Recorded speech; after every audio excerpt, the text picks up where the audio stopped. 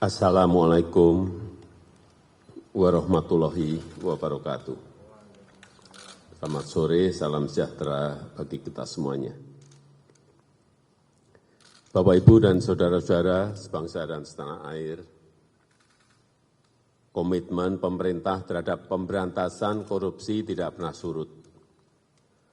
Upaya pencegahan juga terus dilakukan dengan membangun sistem pemerintahan dan pelayanan publik yang transparan dan akuntabel.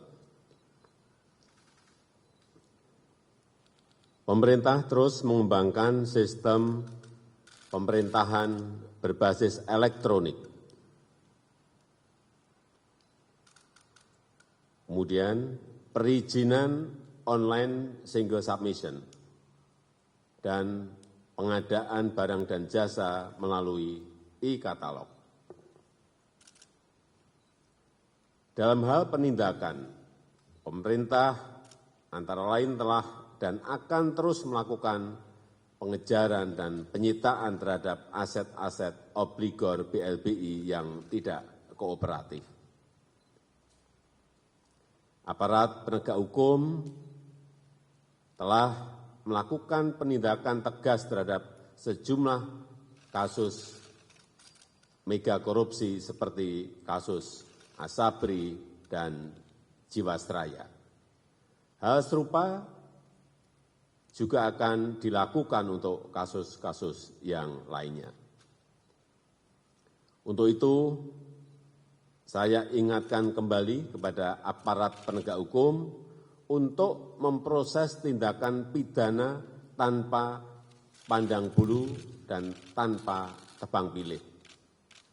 Pemerintah tidak akan campur tangan terhadap penegakan hukum, dan aparat penegak hukum harus profesional dan sesuai dengan hukum yang berlaku.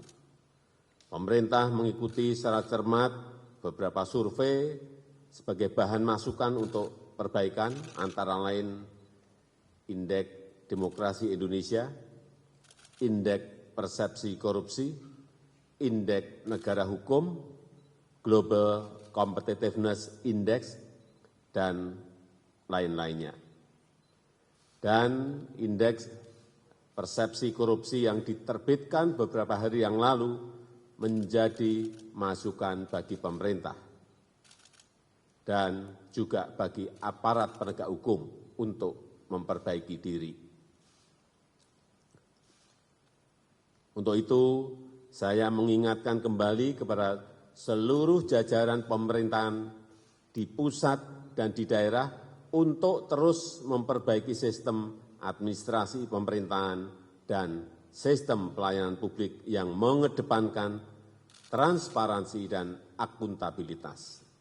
Saya juga ingatkan kembali kepada jajaran aparat penegak hukum untuk menegakkan hukum yang seadil-adilnya tanpa pandang bulu dan tidak tebang pilih. Saya mendorong agar